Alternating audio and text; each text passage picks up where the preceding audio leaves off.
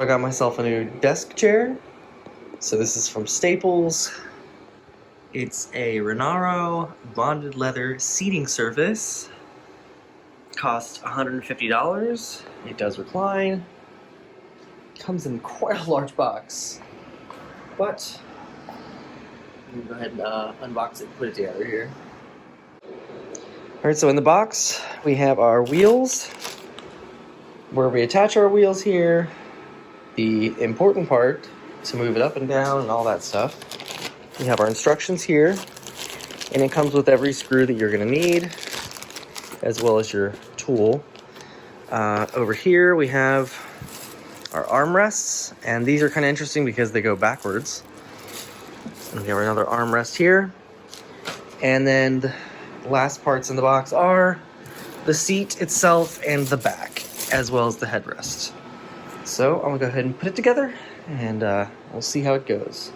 All right, so this is where I'm at now. So the first thing to tell you to do is put on the armrests, which on this chair are backwards. It's kind of a pain to get them aligned to be able to screw them in, but once you do, you're good. This thing has been a horrible pain. So this is the centerpiece where you can actually recline and go up and down. And the worst screw here is this one here, because you have this in the way. So you have to like use the tool like this the entire time. It is a pain, and once you get low enough, then you really have very little clearance, and you have to just go over and over and over again.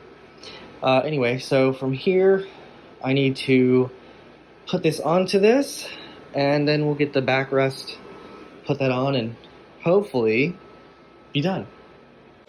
All right, and here is the finished product here.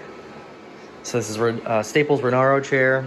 So one word of advice: the part here that I thought was too close to the screw, you can actually push it down or pull it up in your case. And yeah, that was something I didn't realize until later. The most difficult part, I think, of this was trying to get the backrest onto the bottom and screwing that in. But aside from that, not too bad. I guess it's really up to you if you want to pay $14.99 plus tax to get Staples to do it for you. But the instructions aren't too bad. It does come with, you know, that nice little instruction thing, and it has part D, part B, step 1, part B, and all that.